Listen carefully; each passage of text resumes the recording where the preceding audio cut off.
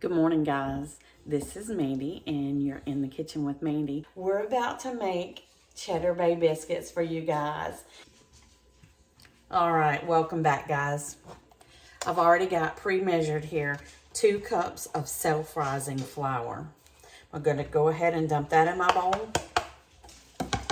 Into that, I'm going to add in 3 tablespoons of butter. Take it and cut it up into small cubes. That way it distributes more evenly through the flour. This is real butter. This is not margarine. This is actual butter. Go ahead and add that in. At this stage, I like to take my hands and just kind of break it up inside the flour and just kind of get flour coated on all the edges of the butter, and it gets into your biscuits better.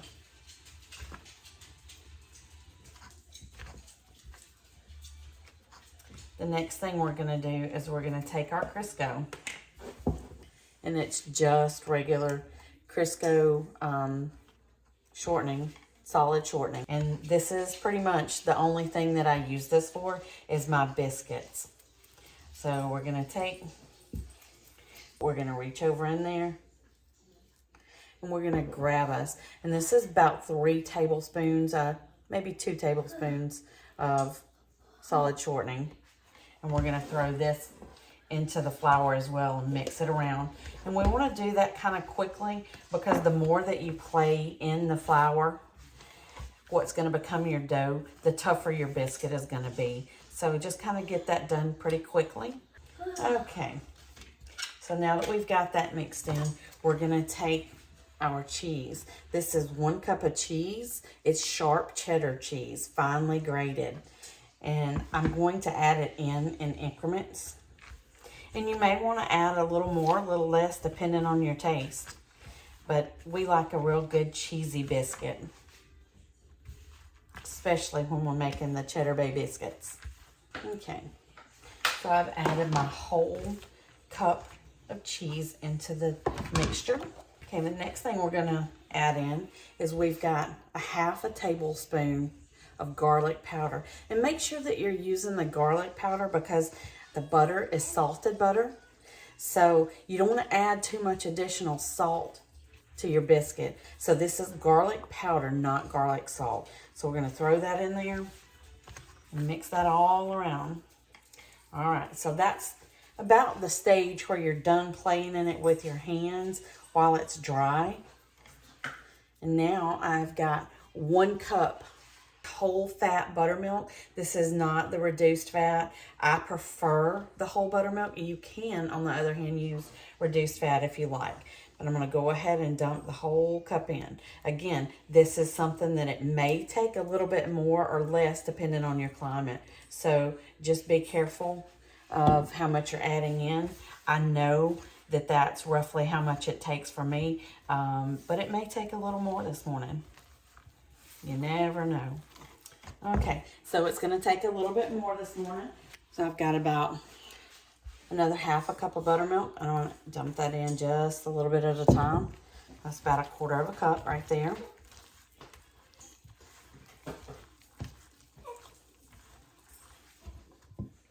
Good girl. And guys. All right, so I added the additional 1/2 cup of buttermilk into the mixture. All right. So now we've got our mixture about where we want it. What we're going to do now is we're going to set this all to the side. And I've got out some additional flour here. We're just going to flour our surface where we're going to be working. All right, so now we're going to take our little scraper and we're going to scrape our batter out onto the counter, onto our floured surface. I'm going to dust the top of it.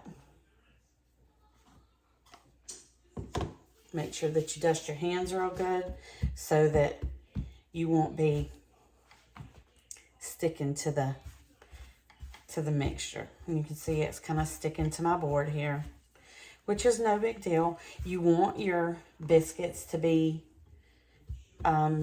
tender and light, so you don't want to add too much additional flour in, but you want to add enough in to where it's not sticking to everything. And as you cut your biscuits, it's not going to fall apart. And just kind of work it around until it feels right in your hand, and you'll know, because it won't be sticking to your surface anymore, and it won't be sticking to your hands.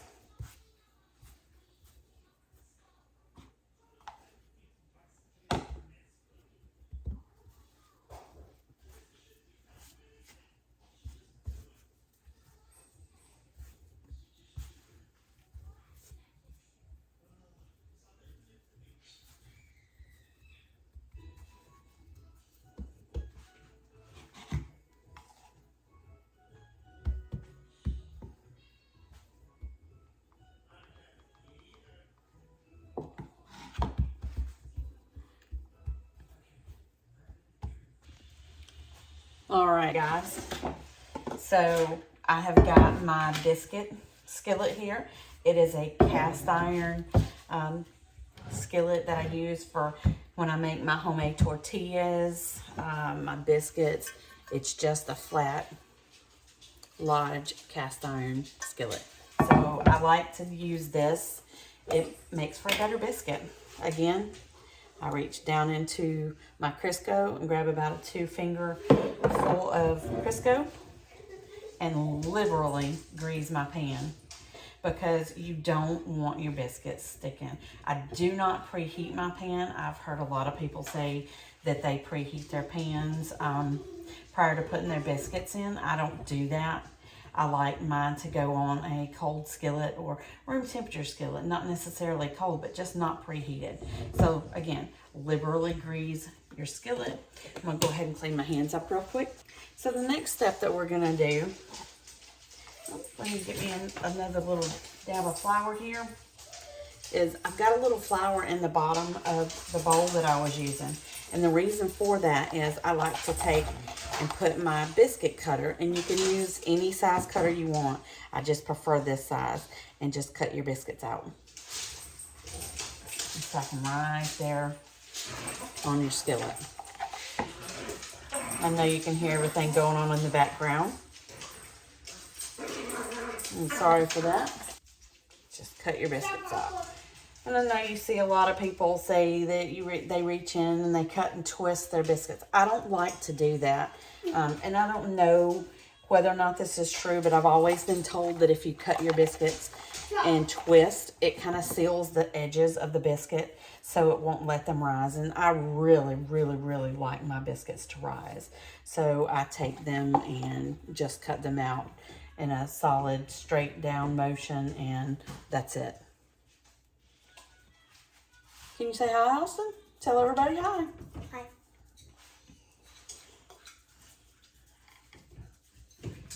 All right. And then a couple of biscuits in here. And we'll fold our dough back over on itself and get some more for the center. And don't be afraid. If this recipe is too much cheese or too much garlic for you, don't be afraid to play with it. I know you see I'm making it a little bit long out this way, and that's where I can get, 2 biscuits out of it.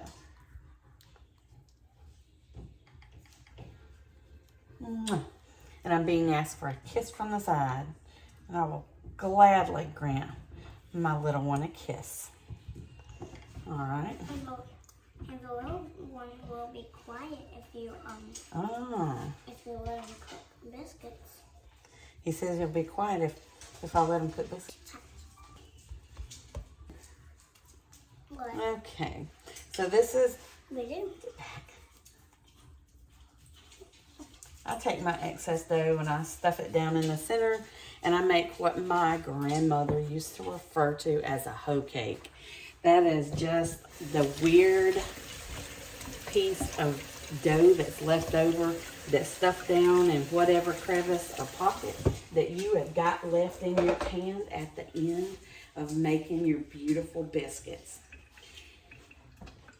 And it comes out, and it's usually for a grandkid or a kid.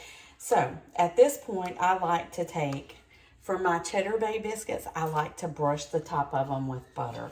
And the reason for that is you really don't want any uncooked flour or any raw flour on the top that's not mixed in with the biscuit. So we're going to go ahead and brush these to the top. Hold on. We're going to brush the top of these with our butter. And this is not a specific amount of butter. I just melted a couple of pats of butter and so that I would have something to brush the tops with.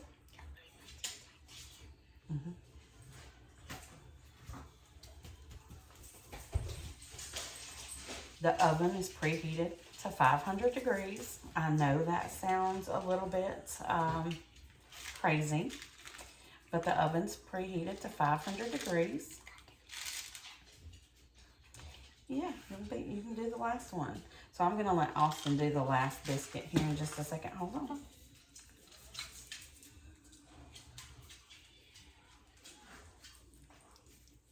Okay, so this is the last biscuit right here.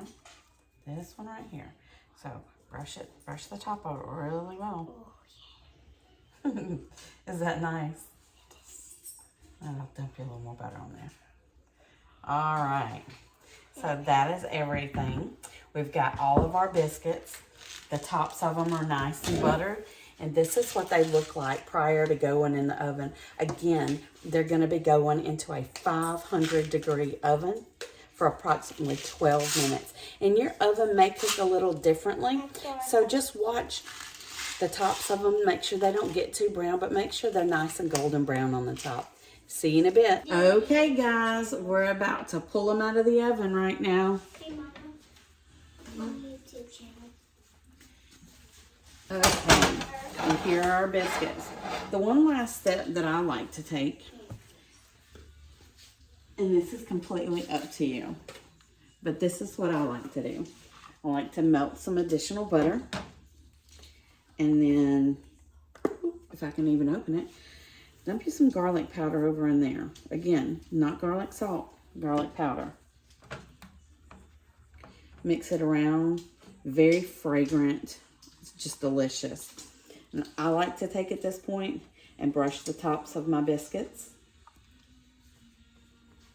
with the garlic powder and butter compound. They are so delicious, guys. As soon as I get this done, we're going to open one up.